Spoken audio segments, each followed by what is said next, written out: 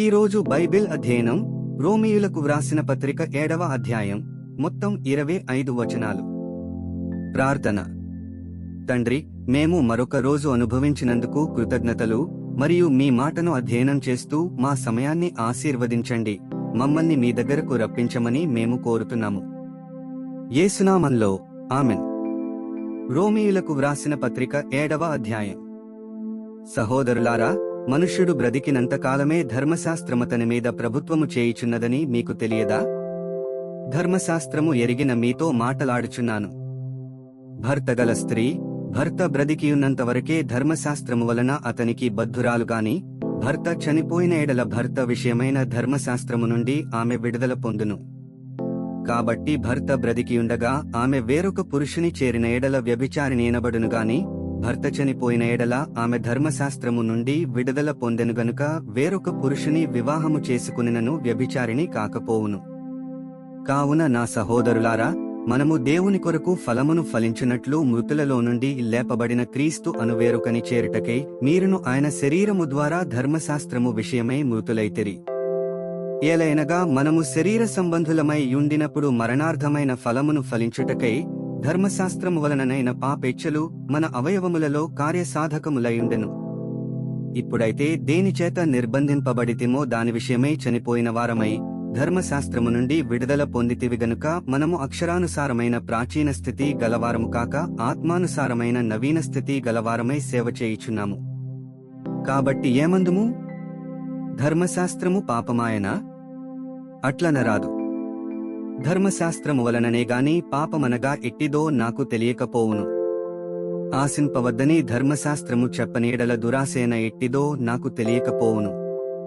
అయితే పాపము ఆజ్ఞను హేతువు చేసుకుని సకల విధమైన దురాశలను నాయందు పుట్టించెను.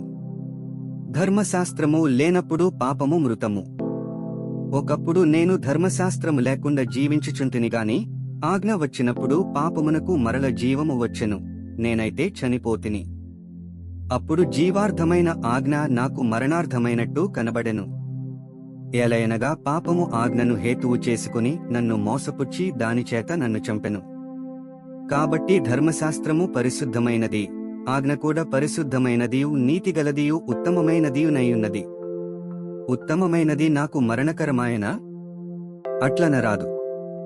అయితే పాపము ఉత్తమమైన దాని మూలముగా నాకు మరణము కలుగజేయుచు పాపము పాపమైనట్టు అగుపడు నిమిత్తము, అనగా పాపము ఆజ్ఞ మూలముగా అత్యధిక పాపమగు నిమిత్తము అది నాకు మరణకరమాయను. ధర్మశాస్త్రము ఆత్మ సంబంధమైనదని ఎరుగుదుము, అయితే నేను పాపమునకు అమ్మబడి శరీర సంబంధినయున్నాను. ఏలయనగా నేను చేయునది నేనెరుగను, నేను చేయనిశ్చయించునది చేయక ద్వేషించునదియే చేయుచున్నాను. ఇచ్చేయింపనిది నేను చేసిన ఎడల ధర్మశాస్త్రము శ్రేష్టమైనదైనట్టు ఒప్పుకొనుచున్నాను. కావున ఇకను దాని చేయనది నాయందు నివసించు పాపమేగాని నేను కాదు. నాయందు అనగా నా శరీరమందు మంచిది ఏదియు నివసింపదని నేనెరుగుదును. మేలైనది చేయవలెనను కోరిక నాకు కలుగుచున్నది గాని దానిని చేయుట నాకు కలుగుటలేదు. నేను చేయగోరు మేలు చేయక చేయగోరని కీడు చేయుచున్నాను. నేను కోరని దానిని చేసిన ఎడల దానిని చేయనది నాయందు నివసించు పాపమేగాని ఇకను నేను కాదు. కాబట్టి మేలు చేయగోరు నాకు కీడు చేయుట కలుగుచున్నదను ఒక నియమము నాకు కనబడుచున్నది. అంతరంగ పురుషుని బట్టి దేవుని ధర్మశాస్త్రమునందు నేను ఆనందించుచున్నాను గాని వేరొక నియమము నా అవయవములలో ఉన్నట్టు నాకు కనబడుచున్నది.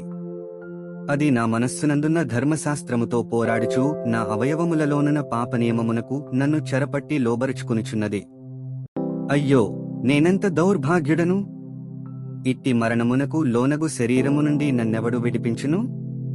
మన ప్రభువైన యేసుక్రీస్తు ద్వారా దేవునికి కృతజ్ఞతాస్తుతులు చెల్లించుచున్నాను. కాగా మనస్సు విషయములో నేను దైవనియమమునకును, శరీర విషయములో పాపనియమమునకును దాసుడనైయున్నాను.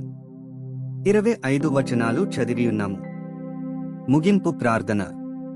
ఓ దేవా, మా విలువైన సమయాన్ని నీ వాక్యాన్ని అధ్యయనం చేసినందుకు ధన్యవాదాలు. మా మార్గాలలో నడవడానికి మరియు మన సత్యాన్ని ఇతరులతో పంచుకోవడానికి మాకు ధైర్యాన్ని ప్రసాదించు. మీ పరిశుద్ధాత్మ మాకు మార్గనిర్దేశం చేస్తూ సర్వసత్యంలోకి మమ్ములను నడిపించునుగాక. ఆమెన్.